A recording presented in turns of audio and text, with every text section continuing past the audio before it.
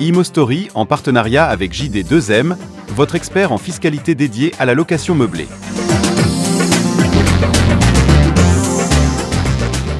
Bonjour à tous, j'espère que vous allez bien. Bienvenue pour l'épisode numéro 1 de ImoStory, le seul podcast dédié à la sphère immobilière. On va rencontrer plein de gens, plein de spécialistes de l'immobilier et surtout découvrir leur parcours de vie. Aujourd'hui, cette émission est sponsorisée par JD2M, expert en fiscalité dédié à la location meublée. L'objectif, économiser sur vos impôts locatifs grâce au régime réel. JD2M vous accompagne dans votre déclaration de revenus LMNP. Et aujourd'hui, direction la gestion locative avec Sabrina, anecdotes imprévues et surtout tips professionnels parce qu'on est là aussi pour ça.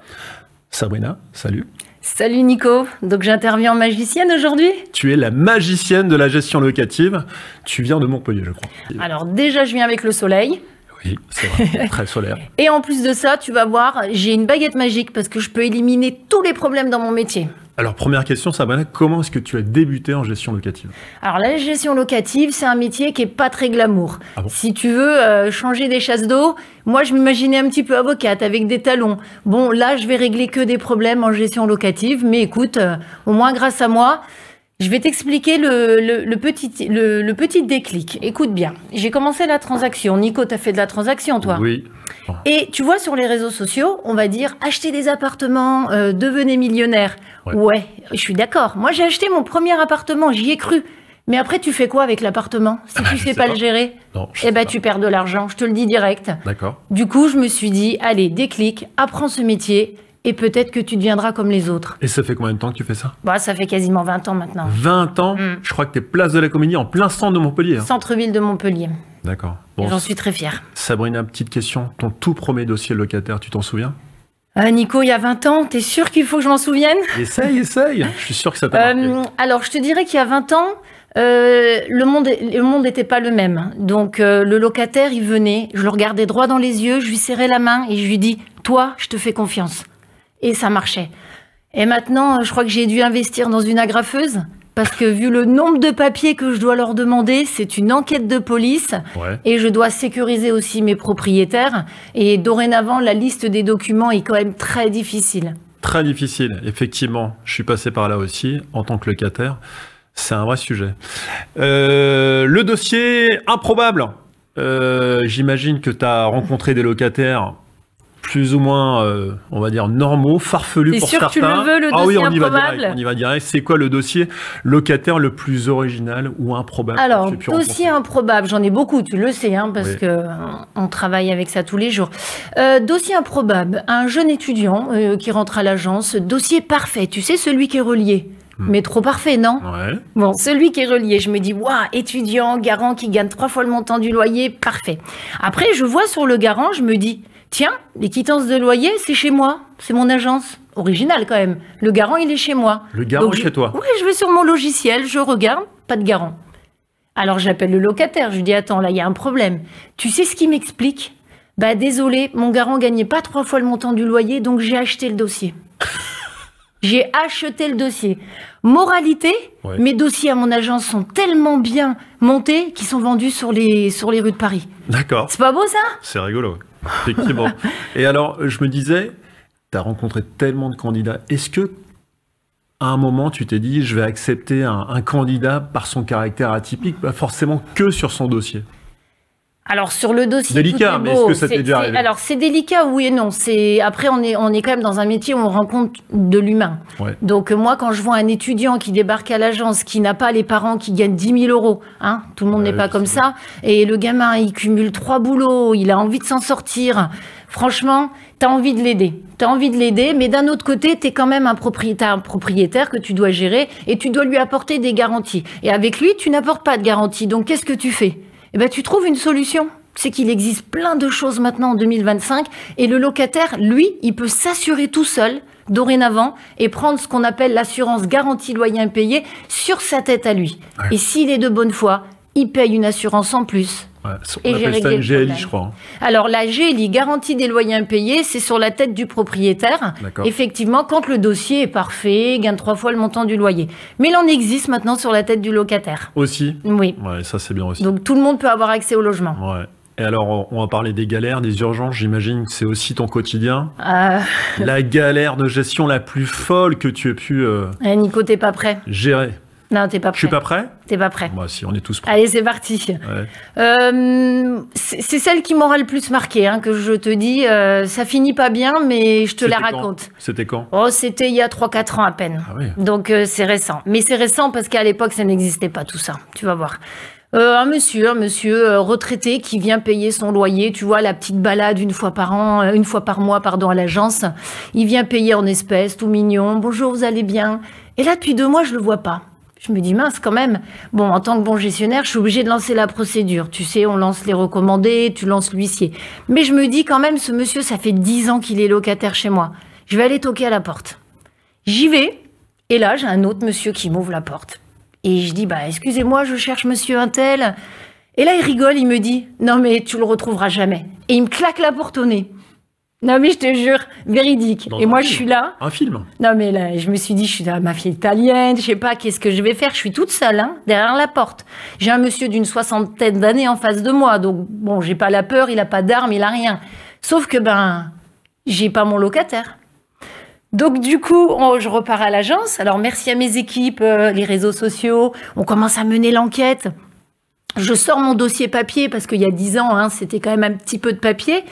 Pas de famille, rien. Je me dis quand même, imagine, toi, t'es gestionnaire, t'as plus de loyer. Tu dois trouver une solution, quoi. Donc là, j'ai une de mes collègues qui me dit, viens, on va appeler la mairie de là où il habite. Et on appelle la mairie. Eh ben, figurez-vous, le petit tips, si vous cherchez quelqu'un, eh ben, ils m'ont dit qu'il était décédé. Mais non. Et si. Et c'est pas caché, hein. Vous appelez la mairie, ils vous le disent. Donc, il est décédé. Alors, j'avais pas quand même le fin mot. C'était qui, ce monsieur? Donc après, bon, j'ai renvoyé quelqu'un, Ouais. donc il est à la porte, et ce monsieur, c'était un ami qui l'avait dépanné, qui avait pris ses clés, mon locataire a été mourant, et il est mort à l'hôpital. Et ce monsieur, il a profité pour squatter l'appartement. Ah, c'est un Et squatter. ouais. C'est un ami squatteur. Un ami squatter. Bon, après, ça s'est bien fini, il est parti de l'appartement. D'accord. Mais sacrée histoire quand même. Oui. Parce que moi, je me suis imaginé le lendemain dans la presse, j'avais vu un meurtre dans la forêt près de chez moi. Donc je me suis dit, mais en fait, c'est peut-être mon locataire. Non, mais ça peut m'arriver, quoi. Ça pourrait. Ça peut m'arriver. Donc voilà, c'était mon histoire. Quand je la raconte, maintenant, on en rigole. Et mon pauvre monsieur, paix à son âme. Bon, hier soir, on dînait ensemble pour un peu préparer l'émission et tu me disais, j'ai toujours mon téléphone sur moi parce que je peux regarde. avoir des appels en urgence. T'as des appels en urgence la nuit? Alors, en fait, mon téléphone, il est obligé de rester de garde. Regarde, je vais te raconter la petite histoire, ce qui peut arriver de pire, Ouais. d'accord? Et ça m'est arrivé il y a pas longtemps. Et je les raconte régulièrement en storytelling parce que faut le vivre quand même, ce métier. Hein. J'en rigole, hein, t'as vu, je suis heureuse, je rigole de ce métier et je l'adore. Il est 22h, tu vas te coucher, t'es tranquille, ton téléphone, il vibre. Bonjour, madame. Oui. Désolée de vous déranger à cette heure, mais je sens le gaz chez moi. Je ne sais pas quoi faire. Oh, la gamine, elle a 19 ans. Je me dis soit, oups, j'ai pas vu le message, et le lendemain, elle est morte. Pardon. Super. Hum. Et soit je me dis, en tant que bon gestionnaire, il est 22h, je me lève, j'ouvre mon ordinateur, je me connecte à ma base de données, je vais sur son état des lieux, je cherche son compteur de gaz, j'entoure en photo la vanne et je lui envoie. Je lui dis, mademoiselle, vous coupez la vanne de gaz et vous ouvrez les fenêtres et demain, mes équipes prennent le relais à 9h. Et ça s'est très bien passé. Bon. Mais je suis obligée de faire ça. La fée du logement, la fée de la gestion locative, c'est Sabrina. Alors Sabrina, si tu devais décrire ton style en 3 mots, on dirait quoi de Sabrina? Alors, en 3 mots, je pense que je vais être Même 4, hein, si tu veux, vas-y. Bon, non, en 3, regarde, tu vas comprendre mon métier. Un radar à problème. Un radar à problème. Eh ouais, je dois anticiper. Je vais faire quoi? Je vais chasseur d'excuses. Tu sais, les gens, ils ont enterré leur maman 15 fois pour pas payer 15 le loyer. Hein. Ah oui. Et après, je vais dresser les loyers. Je vais les dresseurs de loyers. T'as vu? T'as compris mon métier en J'ai 3 mots? compris. Bon, t'as quand même des moments sympas. Oui, non, mais tout est sympa parce que tout finit bien. Ça fait quand même 20 ans. Positif. Alors, positif, je vais te dire, bah oui, parce que en fait, quand tu achètes des appartements et que tu investis, bah, tu gagnes vraiment de l'argent. Ouais. Et là, je fais gagner vraiment de l'argent à tous mes propriétaires. Et j'en ai, ça fait 10 ans, 15 ans, 20 ans qu'ils investissent. Et pour te dire, ils visitent même plus les biens. On fait un placement. Tu gères combien de lots? Je gère plus de 700 lots. 700 lots.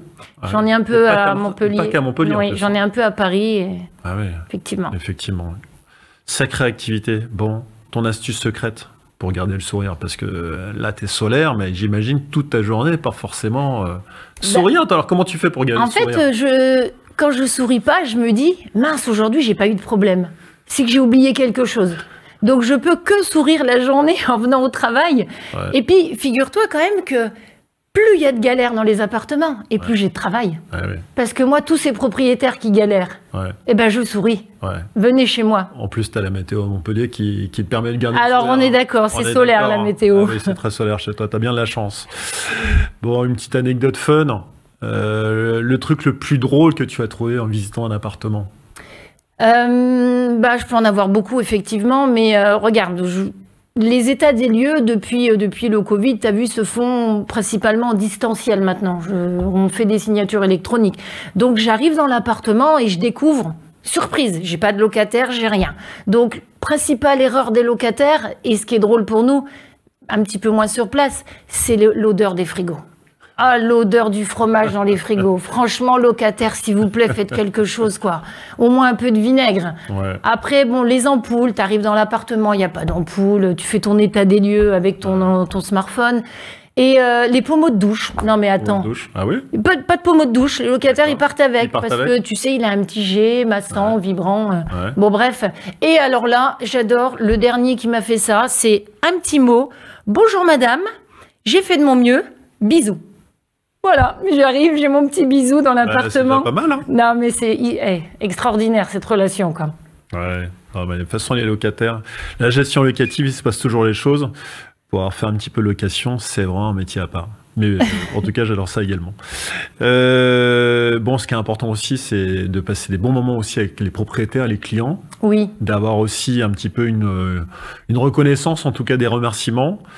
Et est-ce que tu te souviens, à un moment, justement, tu as eu un vrai remerciement de la part d'un propriétaire qui s'est dit « Heureusement que vous étiez là, Sabrina ». Alors, les propriétaires, ils vont me remercier quand je les sauve de la galère, d'où la magicienne. Mais oui. Donc, combien de propriétaires viennent, je les connais de nulle part, ils arrivent avec un dossier et je sens dans leurs yeux que ça va pas me plaire. Tu vois, le dossier qui n'est pas parfait, quoi, parce que j'ai des dossiers où ça se passe bien, attention. Hein.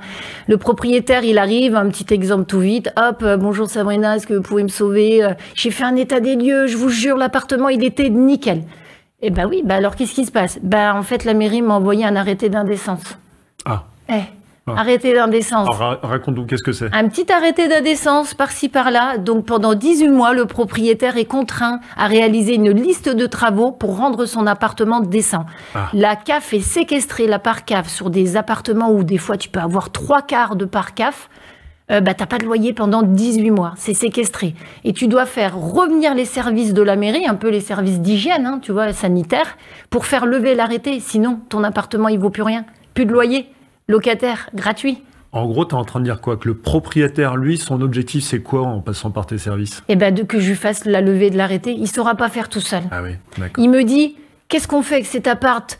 On le liquide, vendez-moi-le. Oui, mais si je vous le vends, vous perdez 50%. 50% du prix. Ah oui. Et en plus, on a un locataire qui ouvrira pas la porte. Parce que, tu vois bien, il n'a pas envie, il n'a pas d'intérêt. Donc là, il vient, je le rassure, je dis, écoutez, c'est 18 mois de galère, on va faire quoi? On va faire les travaux, on n'a pas le choix. On va réaliser les travaux. Souvent, ce sont les fenêtres, beaucoup, tu sais, avec les DPE, des perditions d'énergie. Donc, on change les fenêtres, on fait un petit placo, on change un cumulus. C'est pas des gros travaux. Mais les propriétaires, c'est pas leur métier. On fait les travaux. On fait venir la mairie, on fait lever l'arrêté, on débloque les fonds. Il n'y a rien de perdu. Tu débloques les fonds? Eh oui, c'est 18 mois séquestrés, c'est pas perdu. Ah oui. C'est à 18 mois pour faire les travaux. Je débloque les fonds, et après, il est où le problème? Ben oui, parce que c'est un métier, en fait. Donc tu facilites, en fait. Je fais juste mon travail. Ouais. Mais tu le fais bien.